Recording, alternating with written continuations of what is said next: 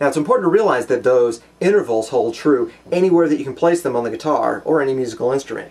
The distance from the open string to the 4th fret, for example, that distance of 1, 2, 3, 4 half steps or 2 whole steps is a major third. It's a major third here. It's also a major third if I start here on the 7th fret of the A string and go 1, 2, 3, 4 frets up, or 2 frets.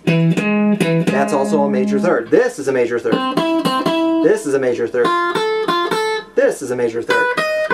Likewise, this interval of from the open string up to the 7th fret is a 5th. 1, 2, 3, 4, 5. It's a 5th, 7 frets apart, anywhere I choose to do it on the guitar. 1, 2, 3, 4, 5, 6, 7. And then if I go from here to here, or from here, or here, 1, 2, 3, 4, 5, 6, 7. That is also an interval of a 5th.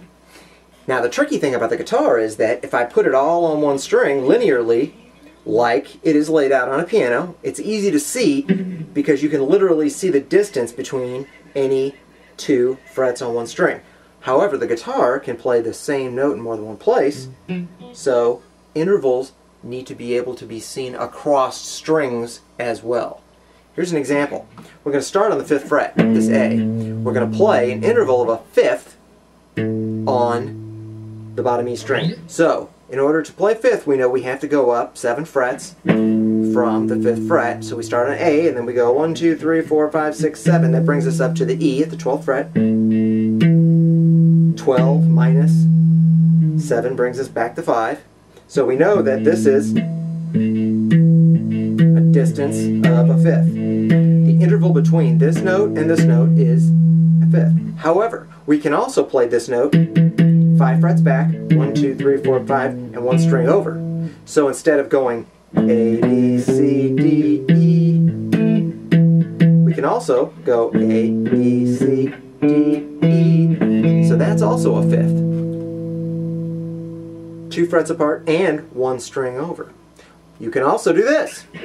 A, B, C, D, E. You can play it on the D string.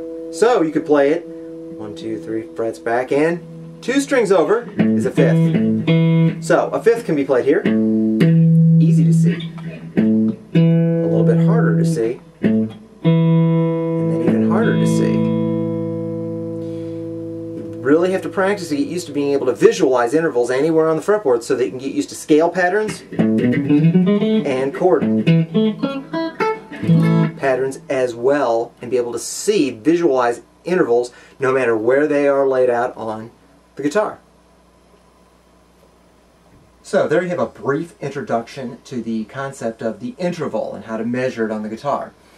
Remember, the basic idea is that the physics of the guitar are such that the string rings from one point to another, and then when you put your finger behind the fret, you shorten the distance the strings can ring, and basic physics says that that's a higher pitch. The frets are graduated, they're specifically placed where they are so that we can play half-step increments by moving from fret to fret. We laid out the entire system of chromatic intervals from the 0th fret all the way up to the 12th fret. We know that that 12 fret interval is a very important one for that reason. And we learned what half steps and whole steps are. There's a lot more to be learned here, and I don't want you to get overwhelmed because this forms the basis of a lot of stuff that we'll cover later on. We'll get into a great deal of it in much greater depth later on. Right now, it's just important to understand that you measure the distance between notes in a term called intervals, and that you can do it by half steps, whole steps, and then you can build half steps and whole steps into other larger intervals.